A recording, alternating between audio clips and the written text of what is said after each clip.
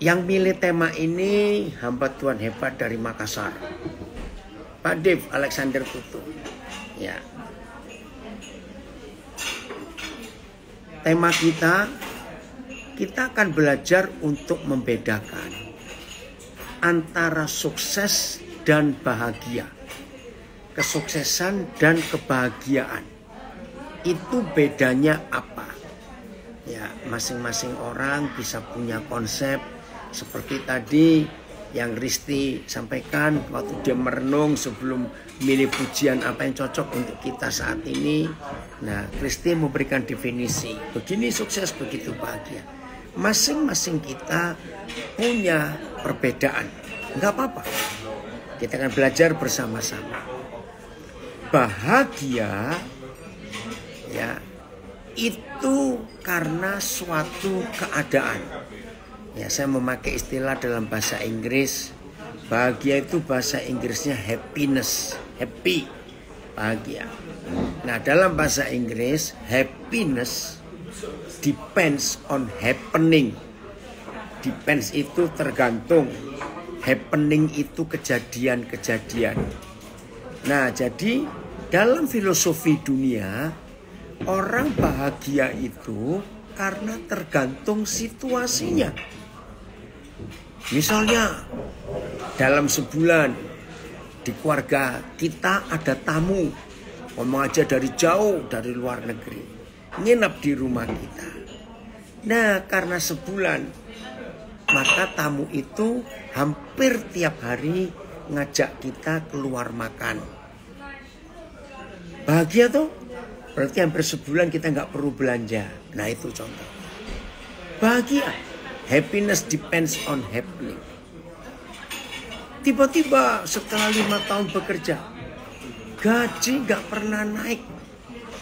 Tiba-tiba menjelang akhir bulan ini ada pemberitahuan bulan depan gaji Anda naik misalnya 100%. Wow. Ya pasti bahagia kejadiannya. Dapat hadiah, mobil atau apa saja lah. Nah, itu bahagia. Depends on happening. Happiness depends on happening. Tapi bahagia di dalam Tuhan itu tidak boleh ditentukan oleh karena sesuatu yang terjadi di sekitar kita dan kita lihat dengan mata kita. Tidak. Yusuf walaupun di penjara, saudara, kalau kita baca baik-baik, dia itu bahagia. Yusuf, ya Sadrak, Mesak, Abednego yang jelas-jelas terancam mati, dipanggang hidup-hidup. Kata dipanggang tahunya barbecue itu binatang mati, ini hidup di depan mereka bertiga. Ada bangunan yang di dalamnya api yang menyala. Bahkan Raja Nebukadnezar minta panaskan sampai 7 kali. Makasih Sekli bisa bergabung. Saudara, mereka bahagia walaupun di depan mereka itu kematian. Nah, Paulus yang hidupnya penuh dengan penderitaan karena Injil, tapi dia bisa menulis surat Filipi, surat sukacita. Kan nggak mungkin. Bagaimana orang dalam penjara bisa menulis surat, ayo bersukacitalah. Ku katakan sekali lagi, bersukacitalah senantiasa di dalam Tuhan. Nah, itu bedanya konsep bahagia bagi dunia dan bagi orang-orang yang ada di dalam dunia ini. Beda sekali, ya. Jadi kita harus melihat, milih mau bahagia dengan konsep dunia yang umum atau kita bahagia dengan konsep surga. Nah, bahagia dalam konsep surgawi itu hanya dilakukan dengan 2 hal. Ya, saya ulang. Kenapa Sadrak, Mesak, Abednego, Yusuf, Paulus yang dalam penderitaan hidupnya, faktanya, happeningnya, kejadiannya itu penderitaan. ancaman mati. Tapi mereka bisa bahagia. Karena ada dua hal ini. Nah, tolong catat. Supaya yang lama nggak ngalami kebahagiaan. Yang lama susah tidur. Ya, catat. Satu, bisa mengucap syukur. Ya, mengucap syukur dalam segala. Itu kan perintah. Banyak sekali Paulus menuliskan dalam surat-suratnya. Ya, mengucap syukur atas segala hal. Bersyukurlah dalam segala keadaan. Nah, itu yang pertama. Yang kedua, kalau kita bisa berkata cukup dan merasa cukup. Nah, saudara, inilah dua prinsip surga untuk saudara dan saya. Selalu merasakan kebahagiaan dalam kondisi seperti apapun juga. Saya ulangi, inilah resep bahagia menurut firman Tuhan. Selalu mengucap syukur dalam segala keadaan. Dan selalu bisa merasa cukup dan berkata cukup dalam hidup kita. Maka itu bahagia. Jadi kalau dunia berkata bahagia itu happiness depends on happening. Maka buat anak-anak Papa di surga, happiness kita, kebahagiaan kita bukan tergantung apa yang terjadi di hidup kita. Tetapi karena kita selalu mengucap syukur dan selalu bisa berkata cukup dan merasa cukup. Nah, tapi kita harus jujur. Bagaimana bisa berterima kasih? Bagaimana bisa bersyukur? Give thanks. Kalau situasi begitu sulit, uang gak ada, anak minta susu, ya, kalau sampai itu terjadi, ya, lakukan dua hal. Satu, periksa diri, periksa manajemen keuangan saudara. Lakukan hal itu saja. Satu, periksa diri. Kalau dalam keadaan sulit, nggak ada uang, ya periksa diri. Pasti ada yang salah di hidup kita. Yang kedua, periksa manajemen keuangan kita. Biasanya orang yang sering kesulitan duit, biasanya ya jangan tertuduh dan jangan tersinggung. Karena waktu punya uang, tidak menjadi manajer uang itu dengan baik. Dan biasanya karena memenuhi keinginan, bukan keperluan. Beda. Keinginan dengan keperluan itu beda jauh. Yang membuat orang sengsara dalam hidup karena hanya memuaskan keinginannya. Nah, semua keinginan itu pasti bukan kebutuhan. Catat itu baik-baik. Maka seringkali penyebab kesulitan keuangan karena kita tidak bisa membedakan mana keperluan, mana keinginan, dan manajemen keuangannya tidak betul. Nah, itu hikmat yang dari Tuhan. Tapi kalau seandainya dua-duanya sudah benar, karena ada keadaan yang tiba-tiba terjadi sehingga uang yang disimpan, yang sudah dimanage, dikelola dengan baik harus keluar dengan mendadak, bisa terjadi. Nggak usah sombong, rendahkan hati. Jadi ketika anak kita perlu susu, kita nggak punya uang, dan kita punya teman baik yang sangat kenal keadaan kita, rendahkan hati, datang kepada teman itu untuk minta tolong, entah dalam bentuk pinjaman atau dalam bentuk pemberian. Nah, kalau kita nggak rutin sering minta susu, sering kekurangan uang, saya percaya kok teman baik kita pasti akan menolong karena mereka kenal kita. Beda dengan orang yang dikit-dikit minta tolong karena cara manajemen keuangannya salah dan tidak mengerti bagaimana cara memperlakukan kehidupan ini. Nah, itu dia. Chef, papi senang kamu gabung. Jadi kita harus periksa diri. Jadi gak usah takut. Ya, nggak usah merasa sombong. Aduh gengsi, aku malu. Nanti gimana? Ya kalau cuma sekali-sekali. Bukan karena kesalahan kita. Nah, pasti ada jalan keluar. Jangan takut. Jangan takut. Nah, paling jelek sekali. Ya. Nah, ini banyak orang yang nggak setuju. Paling jelek. Kalau sampai nggak ada yang nolong sekali. Maaf ya saudara, jangan tersinggung saya ngomong ini. Tapi ini yang Tuhan percayakan. Jangan sombong. Keliling ke pasar, ke tetangga-tetangga. Cari, cari botol-botol bekas minum. Itu kok dikumpulkan laku. Dan bisa dapat uang. Maaf, itu cuma contoh saja. Artinya kerjakan apa saja, ya, asal bukan mencuri. Tidak, semua bisa jadi uang. Masih ingat Kejadian 8 ayat 22? Ya, bagi yang belum tahu, dengarkan ini. Bagi yang sudah tahu, ingat terus. Jadi ada jaminan dari Bapa di surga. Kalau kita terpepet, kita terpojok, kita terjepit, nggak ada jalan keluar. Maka firman Bapa kita di Kejadian 8:22, selama bumi masih ada. Wah, itu keren sekali. Selama bumi masih ada. Terus tidak berhenti-henti musim menabur dan musim menuai.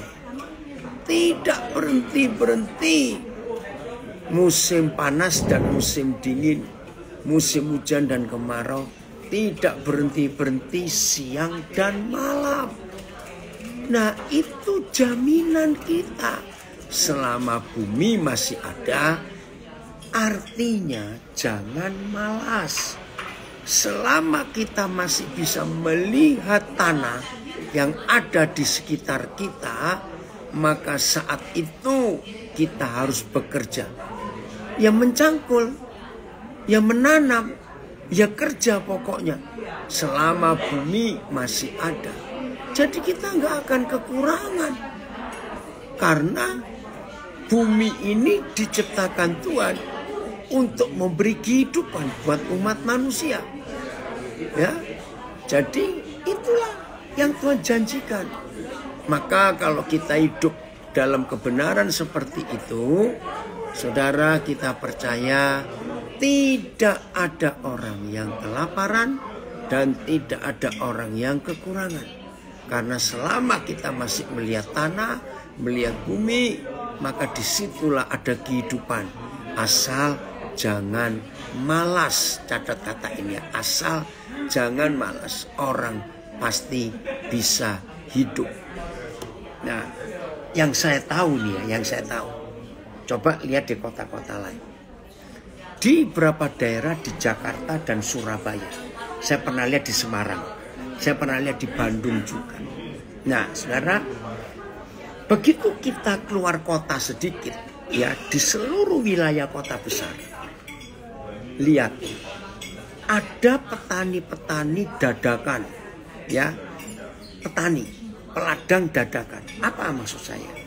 Jadi ada orang-orang, ya, yang dari desa-desa menuju ke kota, tapi nggak ada kerjaan. Tapi karena mereka itu biasa bertani dan berladang di desanya, lalu mereka melihat ada tanah kosong, ya, dan mereka cari siapa pemiliknya. Luar biasa, saudara.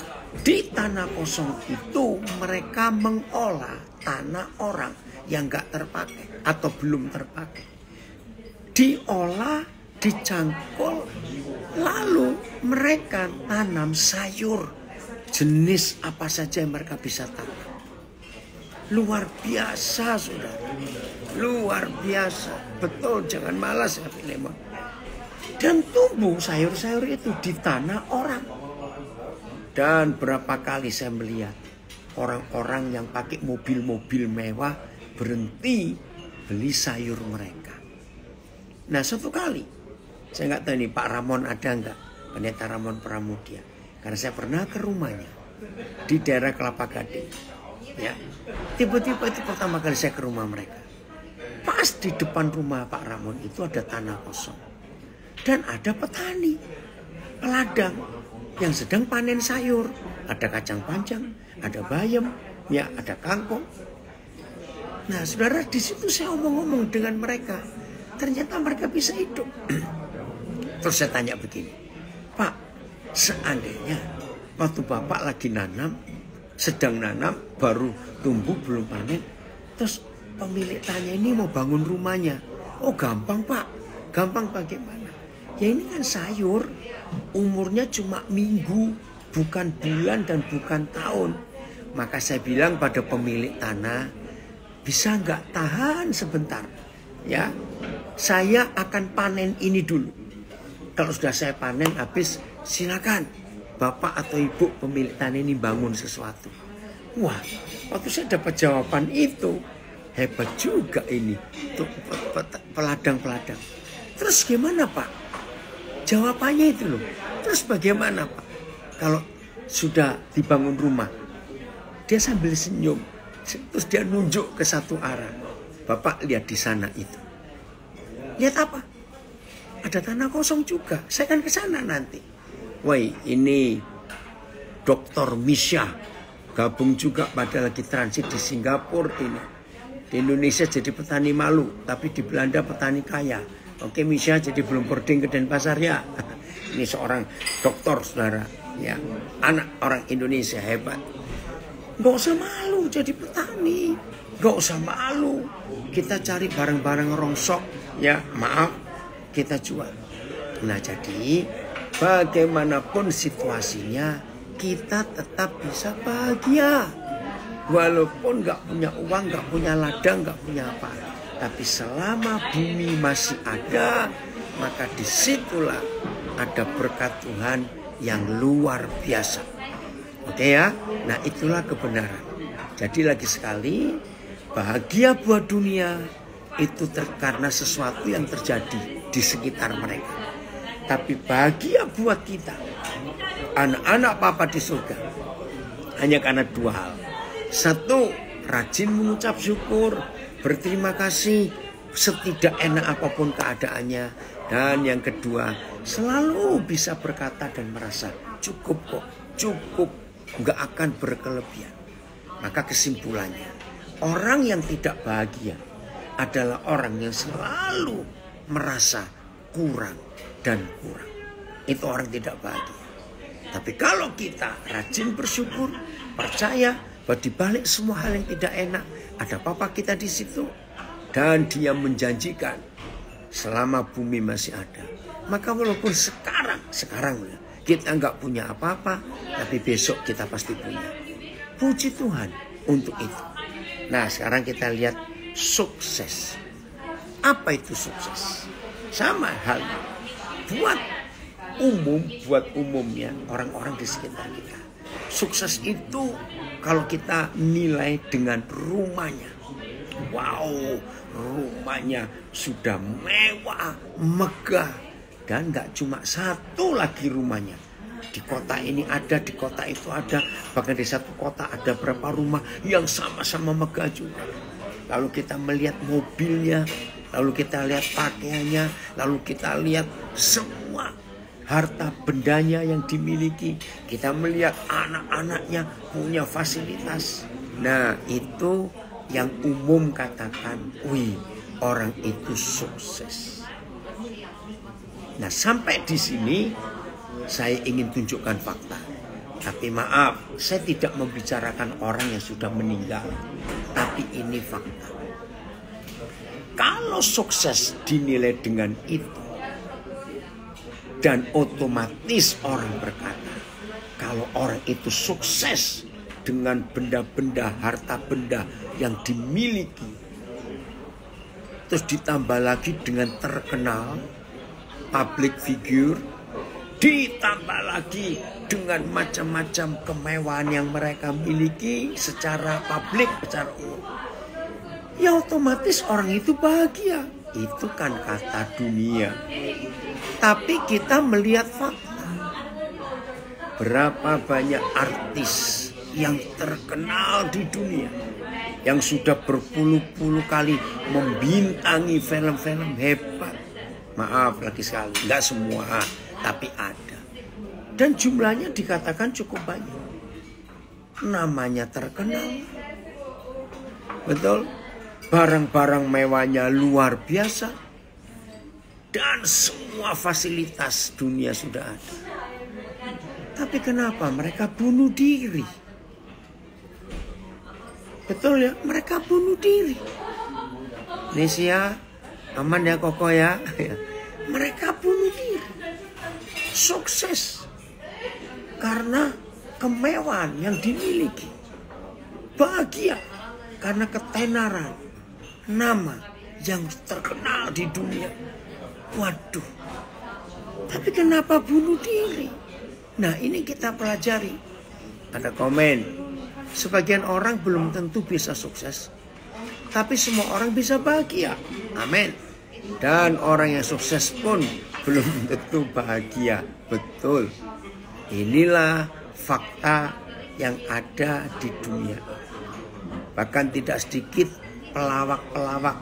Ya, orang-orang yang kerjaannya menghibur orang lain dengan lucu-lucuannya, dengan lawakan-lawakannya, dengan semua yang dia buat. Ada juga yang ada juga yang putus asa lalu bunuh diri loh. Padahal di depan TV, di depan orang, wah mereka itu menghibur orang. Tapi mereka tidak bisa bahagia. Nah, ini yang kita harus periksa, yang kita harus lihat dalam hidup ini. Maka itu kita hanya melihat apa yang tertulis dalam Alkitab. Sukses itu apa? Sukses, ya, berhasil. Kata Yesus itu orang yang berhasil. Berhasil itu apa? Saudara, mari kita perhatikan yang Tuhan ajarkan lewat Alkitab. Yusuf itu orang yang sukses dan bahagia. Kenapa? Dari penjara, hanya hitungan jam, bukan hari atau bulan. Hanya hitungan jam. Begitu dia dikeluarkan dari penjara, langsung nggak tunggu besok. Saudara lihat, ya, kalau di Indonesia begitu ada penggantian Kapolri, ya, pergantian pimpinan-pimpinan tertentu, Pangdam, ya, bukan Pangdam, Kepala Staf Angkatan Darat, Panglima, ya, itu harus dites lewat DPR di komisi masing-masing. Harus ada tes, tes dan proper tes, dan ada apa istilahnya itu ya, screening. Waduh, ribetnya luar biasa. Nah, Yusuf begitu keluar dari penjara masih bau dan masih kotor, maka kita harus ganti baju dan cukur. Langsung setelah Firaun mendengar jawabannya, ya, fit and proper test. Terima kasih PJ. Ada kesempatan, langsung Yusuf jadi raja. Nggak pakai fit and proper test, nggak pakai screening, nggak pakai penelitian, nggak pakai rekam jejak digital, nggak pakai, langsung. Kok bisa?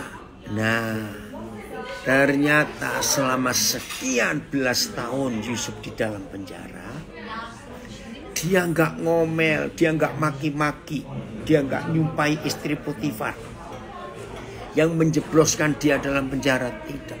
Ternyata selama dia di dalam penjara, dia itu belajar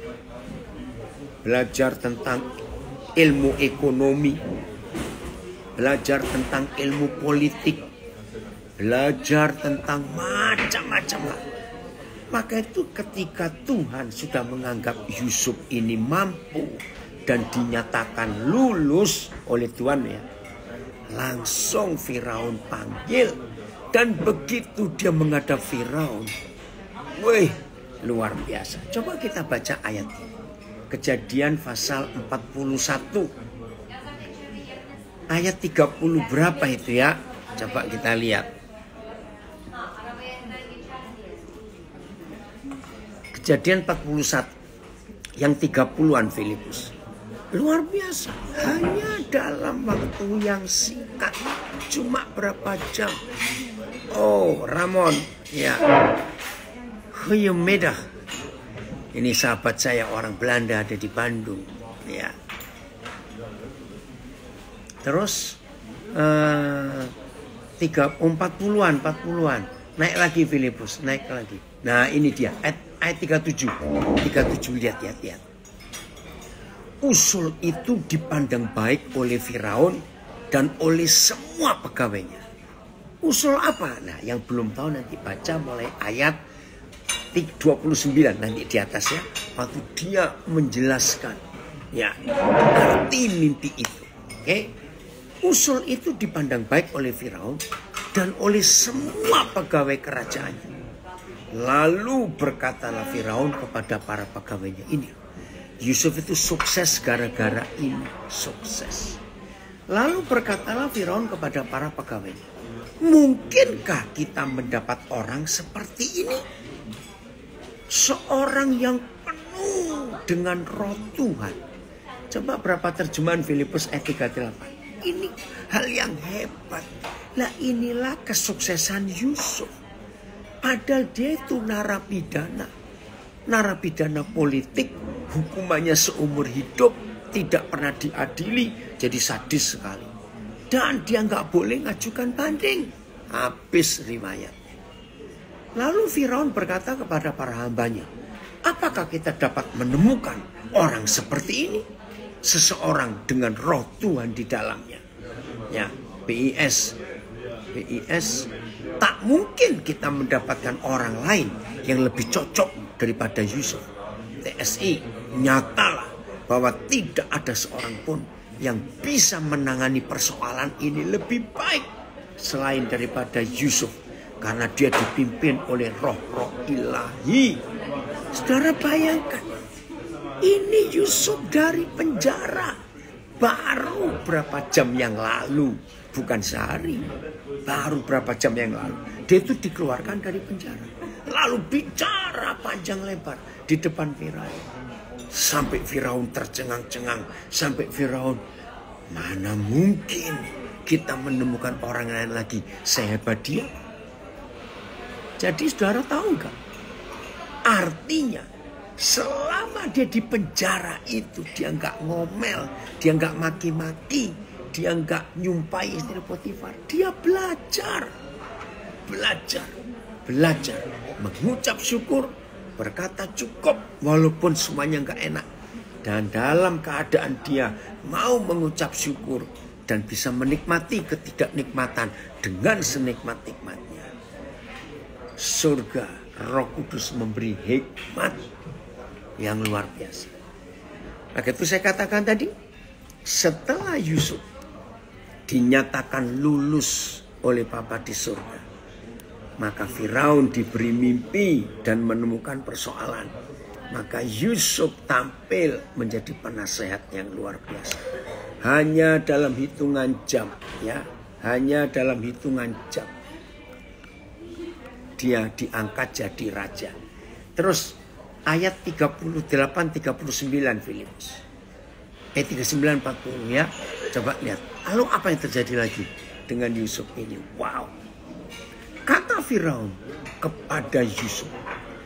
Oleh karena Tuhan. Catat. Firaun ngakui. Oleh karena Tuhanmu Yusuf. Telah memberitahukan semuanya ini kepadamu. Tidaklah ada orang yang demikian berakal budi dan bijaksana seperti engkau. Terus, engkaulah menjadi penguasa atas istanaku. Baru berapa jam keluar penjara. Gak ada fit and proper test. Tidak ada screening, tidak ada tes macam-macam. Engkaulah menjadi kuasa atas istanaku. Dan kepada perintahmu. bukan sebagian. Seluruh rakyatku akan taat. Ya, nggak perlu SKCK, nggak perlu, betul, Jo. Seluruh rakyatku akan taat. Hanya takhta inilah kelebihanku daripadamu. Ya, saya pernah jadi guru sekolah minggu waktu diskusi ini. Ada seorang anak yang cerdas jawab, Om, buat Yusuf kan nggak masalah. Buat kursi seperti taktanya Firaun. Kan dia punya anak buah banyak. Ya, Gracia, Emisia, selamat jalan. Ketemu Kevin ya di Bali. Berapa jam lagi sampai Bali kamu? 2 jam kira-kira ya. Nah, sekarang perhatikan. Anak sekolah minggu itu bisa nyeletuk. Om, kalau cuma taktanya Firaun, kursinya Firaun, Yusuf bisa buat banyak, Om. Saya tertawa, saudara. Betul juga itu. Selanjutnya, lihat ini suksesnya Daud Yusuf itu. Selanjutnya, Firaun berkata kepada Yusuf, dengan ini aku melantik engkau menjadi kuasa atas seluruh tanah Mesir. Gila ini, saudara. Berapa jam yang lalu dia masih di penjara. Nah, jadi kalau Yusuf selama di penjara ngomel, maki-maki, ngerutu, nyumpain istri Potifar, nggak akan dia jadi sesukses itu. Ya, Willy senang sekali kamu gabung. Emil, puji Tuhan. Jadi, saudara, kesuksesan buat Tuhan bukan ditentukan berapa kekayaan kita, apa posisi kita, berapa banyak kita terkenal. Enggak. Belajar dari hidup Yusuf. Secara fisik dan materi, Yusuf itu enggak sukses, tapi minus hidupnya. Betul enggak? Yusuf itu enggak punya apa-apa, dia di penjara. Masih ingat Mazmur 105? Di penjara di dalam tutupan, jadi ruang bawah tanah. Lehernya dirantai, kakinya dibelenggu. Betul-betul dianggap anjing gila atau harimau ganas. Bayangkan bisa seperti itu. Tapi begitu dilepas semua rantainya, langsung menghadap Firaun. Dar cukur, ganti baju, mandi karena bau. Begitu menghadap Firaun, dia menjelaskan mimpi yang menakutkan. Dan gak cuma menjelaskan, tolong dicatat. Yusuf gak cuma menjelaskan arti mimpi, tapi Yusuf memberi solusi. Catat. Yusuf memberi jalan keluar. Nah, itu orang sukses. Memberi jalan keluar. Walaupun dianya gak punya apa-apa. Narapidana. Haleluya. Jadi mulai hari ini, saudara dan saya belajar. Arti kata sukses itu ternyata begini. Walaupun kita tidak sukses di mata orang. Karena Yusuf itu minus, narapidana, gak punya kesempatan. Tapi dia bisa membuat Firaun sukses, kerajaan Mesir sukses, berhasil. Betul nggak? Berhasil, saudara. Maka itu yang sedang minus hari-hari ini. Betul, ada komen. Sering mendengar sharing firman ini. Menarik sekali, Yusuf memiliki kemampuan di atas rata-rata manusia lain. Yang hobinya suka gerutu dan putus asa. Kira-kira apa kiat-kiat Yusuf? Nah, saya jawab. Kiat-kiat Yusuf itu karena dia percaya firman. Mari kita buka dulu ya atas pertanyaan ini. Mazmur 105 ayat 19. Ini loh yang dipegang oleh Yusuf. Ya. Tolong saudara-saudara, bukan cuma Joe. Coba buka lagi ringkasan khotbah saya kemarin. Ya. Yang tadi malam, tadi yang jam 00 itu. Yang di Munchen. Soal fisika kuantum. Baca lagi. Filipus bagus sudah menuliskan di korak ya. Coba cari nanti. Jadi ini pertanyaannya, apa yang buat Yusuf nggak menggerutu, nggak ngomel, dan bisa bahagia di situ?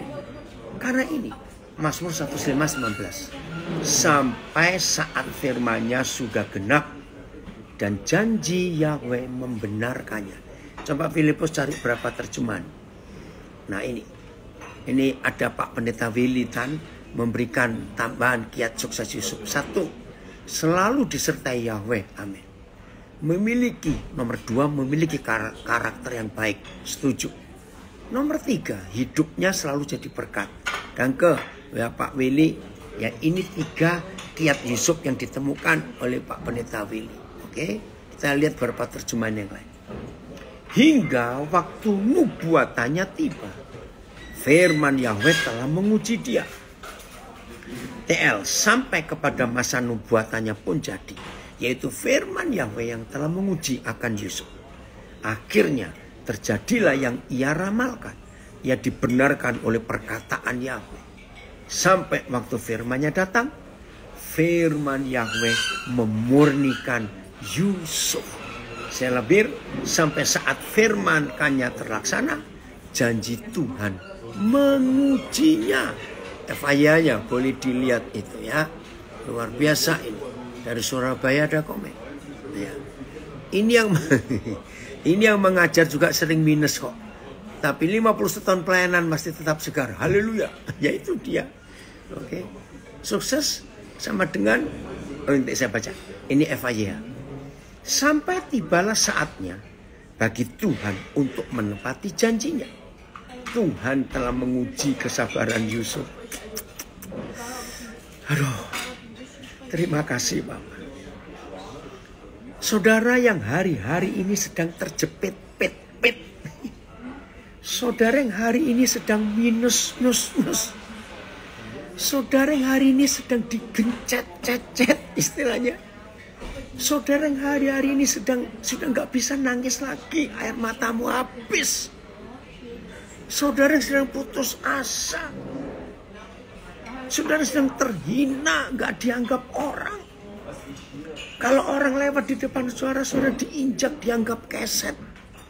Dalam nama Yesus, genapi hidup Yusuf. FYI-nya lagi Filipus.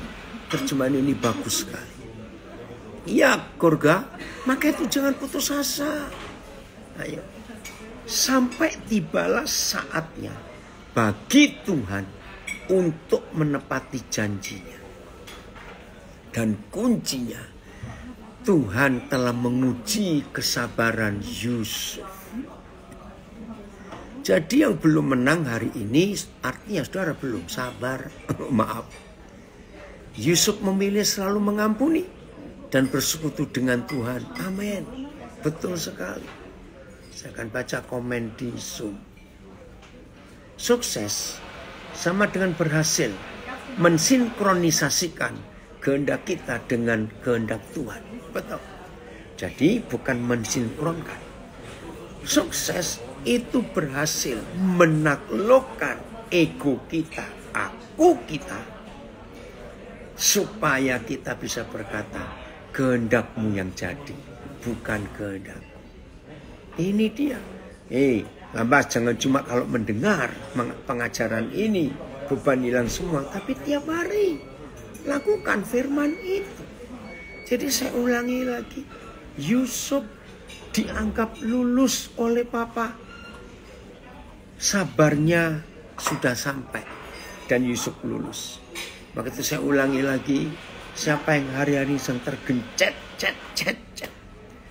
sedang terjerembab, sedang minus habis-habisan, sedang gak bisa kemana-mana, minta tolong kiri kanan, diacukan, dicueki, ada jawaban.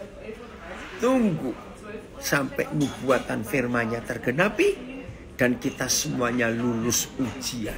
Tunggu. Sedikit saya cerita apa yang Tuhan kerjakan sejak awal saya pelayanan.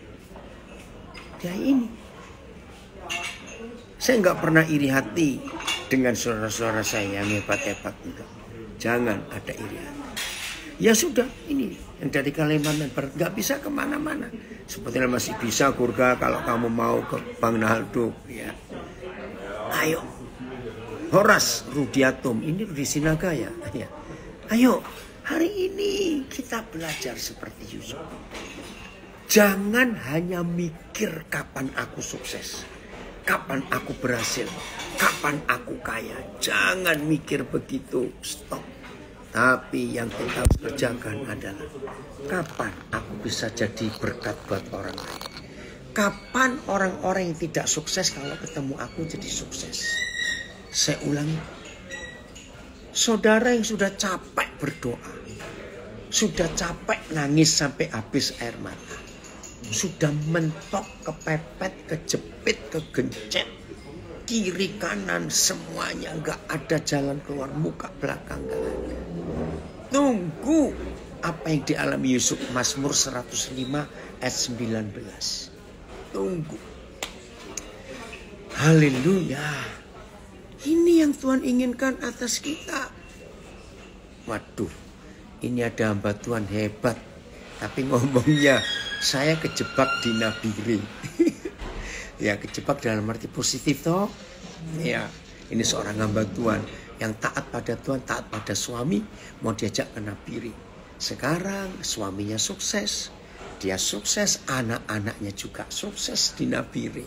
Luar biasa. Iya, jadi itu yang Tuhan inginkan atas kita. Bahwa kita ini sukses. Bukan karena kita dilihat orang. Wih, kamu kaya ya. Wih, kamu berhasil ya. Kamu sukses. Tidak. Kita sukses karena kita membuat orang lain sukses. Itu luar biasa. Maaf saya cerita. Kalau saudara ngikuti sosial medianya Stimik Pesat Nabire, ya Stimik ya, STMIK, Stimik Pesat Nabire. Coba saudara cari. Ya di internet, di Instagram ada. Ya, tetap bertahan untuk mensukseskan orang lain. Betul, Joe. Powerful banget. Betul. Itu yang Papa buat. Ya. Saudara, sekarang Stimik kami sekolah tinggi manajemen informasi komunikasi. Kalau nggak salah begitu singkatan Stimik. Ya. Nah, Stimik kami di Nabire berapa bulan terakhir ini jadi terkenal. Ya puji Tuhan. Sekarang Stimik ini menjadi satu-satunya Stimik sekolah tinggi manajemen informasi komunikasi di Provinsi Papua Tengah. Bayangkan saudara.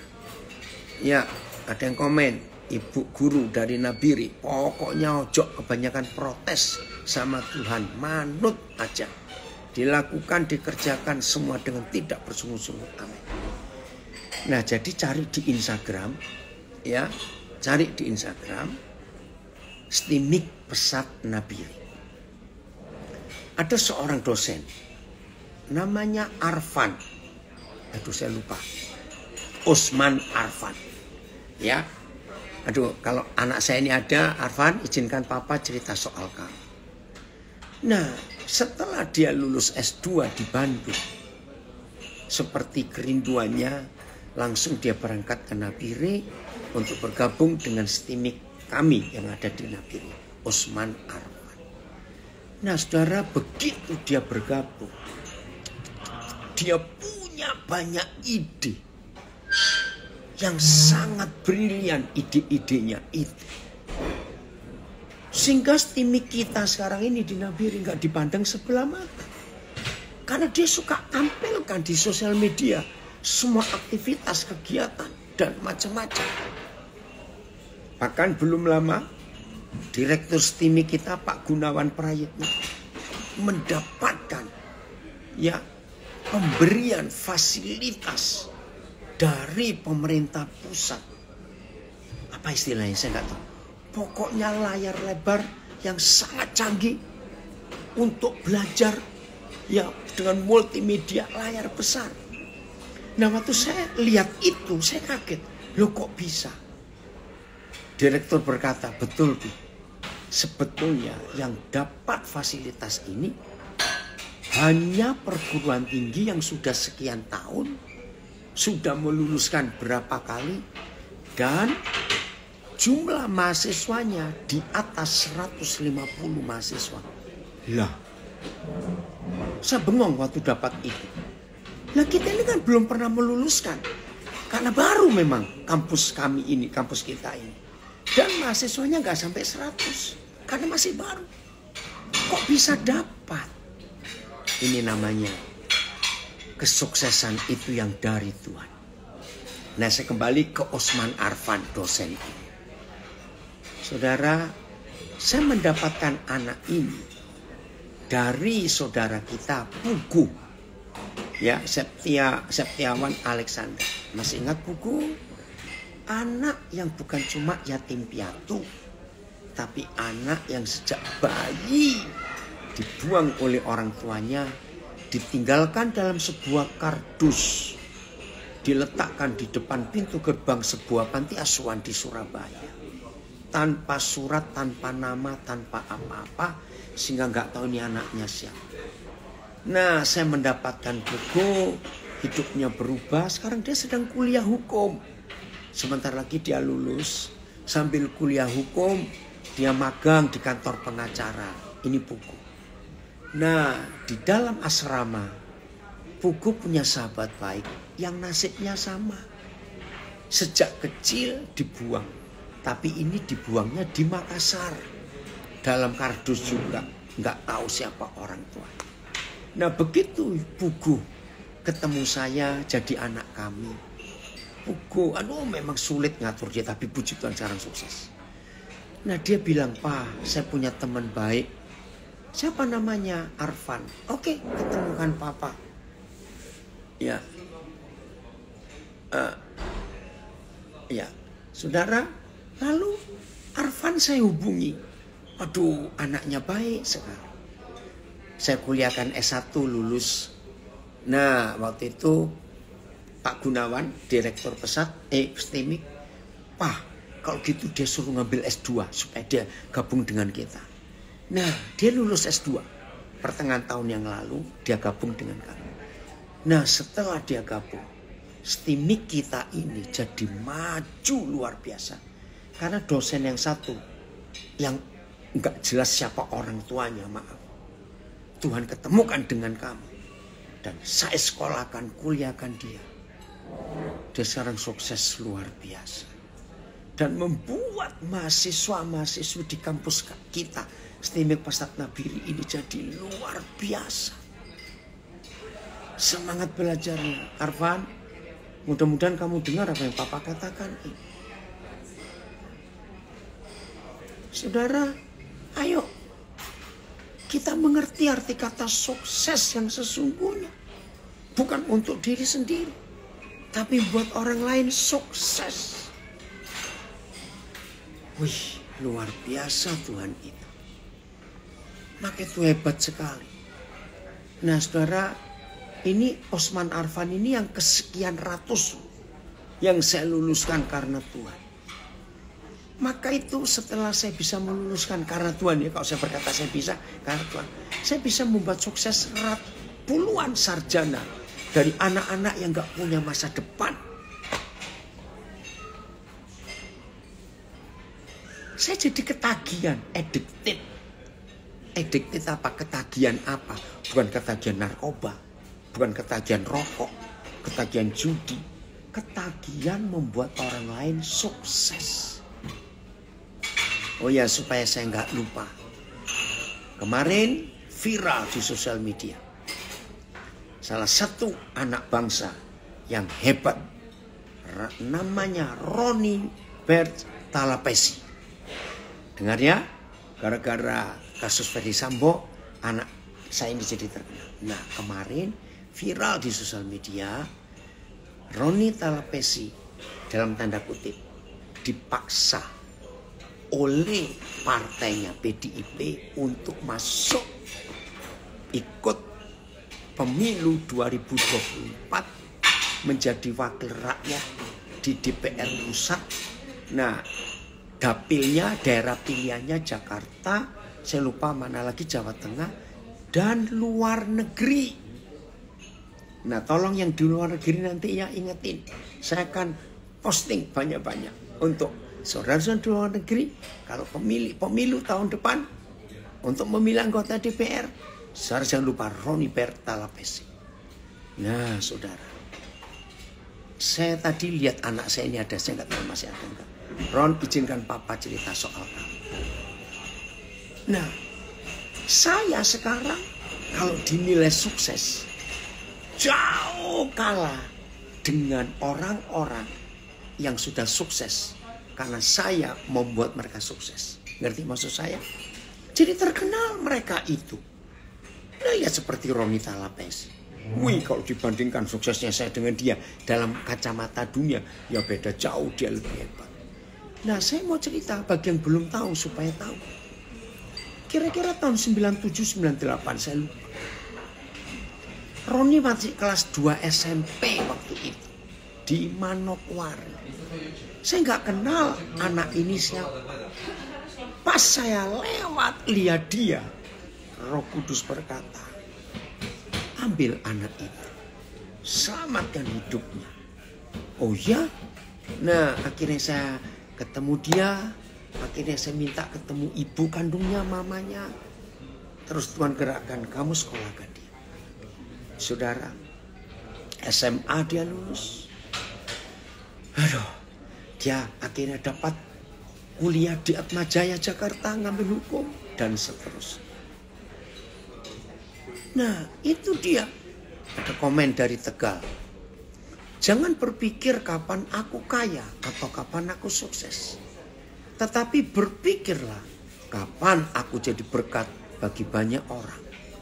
Kita sukses karena membuat orang lain sukses. Amin. Ini dia. Jadi jangan sibuk hidup hanya untuk diri sendiri. Oh, anak saya ada Ron. Papa baru cerita soal kamu ya. Ada kamu. Amin. Oke. Ini dari Manado, Makassar. Wah. Papa jadi ketua tim sukses. Mas ya, ayo kita semuanya semangat saudara. Untuk membuat orang lain sukses. Dan puji Tuhan. Orang-orang yang sudah dibuat sukses.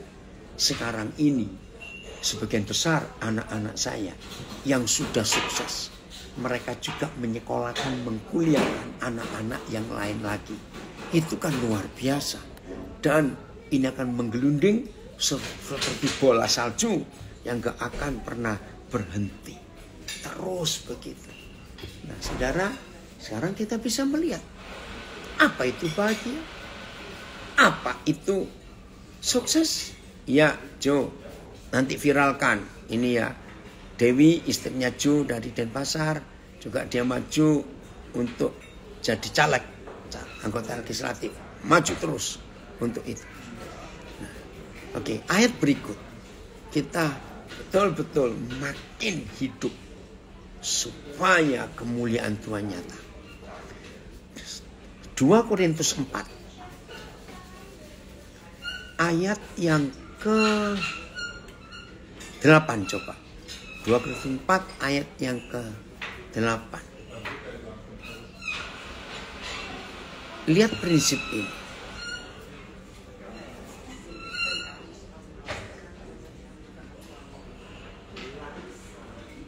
Ya, dalam segala hal kami ditindas segala hal, namun tidak terjepit.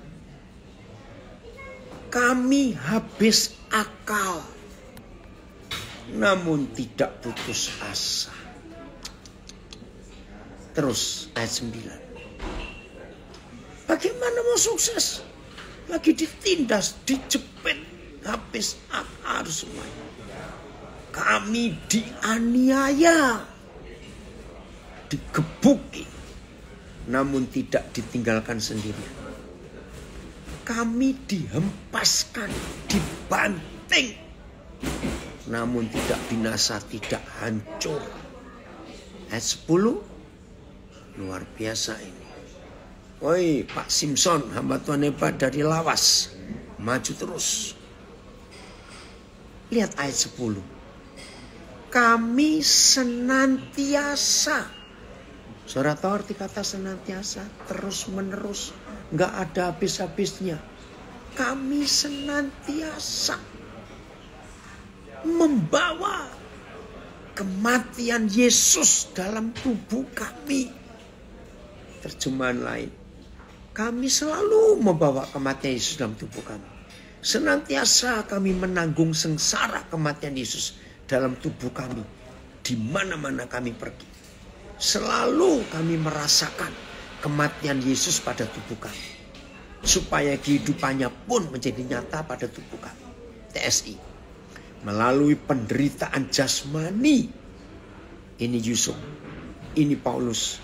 Ini Sadrak Meshach Abednego. Ini kita semua. Melalui penderitaan jasmani. Kami menunjukkan bahwa kami bersatu dengan Tuhan Yesus dalam kematiannya. Dengan demikian, kuasa kehidupan Yesus juga tampak dalam tubuh kami. Nah, ini kata sukses dan bahagia buat murid-murid Tuhan Yesus dan anak-anak Bapa di surga. Saya ulangi, arti sukses dan bahagia buat kita murid-murid Tuhan Yesus dan anak-anak Bapa di surga. Kalau di dalam tubuh jasmani kita ini, melalui penderitaan jasmani, kami menunjukkan bahwa kami bersatu dengan Tuhan Yesus dalam kematiannya. Dengan demikian, kuasa kehidupan Yesus juga tampak di dalam tubuh kami. Gak apa-apa, Hartono, kalau gabung terlambat nanti bisa diulang di rekaman Facebook dan Instagram. Jadi kesuksesan kita itu justru kehancuran kita, tapi membuat orang lain jadi hidup dan berhasil. Terima kasih Bapak. Ini kesuksesan kita. Maka itu kenapa? Coba FAY-nya Filipus yang ayat 10 ini. FAY-nya. Tak apa-apa, kami mau berubah. Tubuh kami ini senantiasa menghadapi ancaman maut. Sama halnya dengan Yesus. Jadi jelaslah bagi kami semua bahwa hanya Kristus yang hidup di dalam kami lah yang memelihara keselamatan kami. Saudara, apa yang ada di tubuh kita hari-hari ini? Kesuksesan secara duniawi. Ini berapa hari ini anak-anak saya nunjukkan saya. Ada akun di Instagram, IG. Judulnya Pastor Mammon. Saya bilang ini orang-orang hebat juga. Sebelum-sebelumnya ada Pastor InStyle. Sebelum-sebelumnya ada akun gereja palsu. Sekarang muncul baru lagi. Pastor Mammon. Cari saudara, lucu-lucu. Nah saya tuh heran. Si pembuat akun ini kok bisa nemu saja. Ya, saya kalau ngikuti itu bisa tertawa dan geli sendiri. Pastor Mammon, cari saja nanti. Nah, itu bahaya sekali kalau kata sukses itu hanya untuk diri sendiri dan orang lain melihat. Siapa masih ingat minggu lalu di Zoom kita dari PD Tulus kita bahas tentang flexing, pamer kekayaan. Nah, lucunya 90 sekian persen orang yang suka pamer kekayaan itu justru bukan hasil jeripaya dan uangnya sendiri. Aneh bukan? Justru yang berhasil dengan uangnya sendiri, bisa beli ini, bisa beli itu, justru nggak pernah flexing. Tapi yang hasil rampok, hasil mencuri, nggak punya muka, aduh malu, kok bisa pamer? Bukan uangnya sendiri. Amos, senang sekali kamu, Papa, kamu gabung. Ayo nak, kamu rajin ya. Ya, Olin, hebat sekali kamu juga. Nah, ayo mulai hari ini kita melihat ini. Jadi saya ulangi, sukses dan bahagia bukan diukur berapa kesuksesan kita dan berapa besar kebahagiaan kita. Tapi sukses dan bahagia di mata Tuhan, ketika kita terjepit, ketika kita terpojok, ketika kita nggak bisa apa-apa, nggak punya apa-apa, tapi bisa membuat orang lain sukses dan bahagia. Waduh, ini seru sekali. Dan walaupun kita sampai sekarang nggak punya apa-apa, tapi bahagia melihat orang lain yang dulu nggak punya apa-apa, setelah ketemu kita, sekarang mereka punya apa-apa dan bisa apa-apa. Haleluya. Itu sukses dan bahagia kita. Betul ya saudara? Wah, bahagia sekali hidup kita. Ini yang di Facebook saya muncul ini. Ya namanya Amos Witono. Nak, Bapak boleh cerita ya soal kamu sedikit? Akhir tahun 80-an. Nama yang saya barusan sebut tadi. Itu datang ke rumah saya di Surabaya. Bukan rumah saya dapat pinjaman rumah di Jalan Musi nomor 38. Datang anak ini. Masih remaja. Umurnya baru kepala 1. Ya udah. Dan maaf masih muslim. Saya terima. Karena saya suka nerima siapa saja. Berjalannya waktu. Nginep di rumah saya itu seorang hamba Tuhan. Namanya Amos Sukamto. Nah Amos Sukamto ini nginep di rumah itu tahun 90-an awal itu. Karena dia sedang belajar bahasa, saya lupa Inggris atau Korea. Karena dia mau kuliah ke luar negeri. Nah rupanya Amos Sukamto ini ditempel terus oleh yang namanya Witono. Tadi namanya Witono. Akhirnya Amos Sukamto ini menggarami Witono ini sampai Witono anak desa ya, yang culun, yang lugu bertemu dengan Tuhan Yesus. Nah waktu dia dibaptis, dia milih nama Amos karena pembimbingnya ini namanya Amos Sukamto. Ringkas cerita, dia tahu kami suami istri pindah ke Papua. Terus dia nawarkan, boleh nggak saya ikut? Boleh, kenapa? Saudara, akhirnya dia ikut ke Nabire. Ya, pelayanan bersama kami jadi tukang masak di asrama.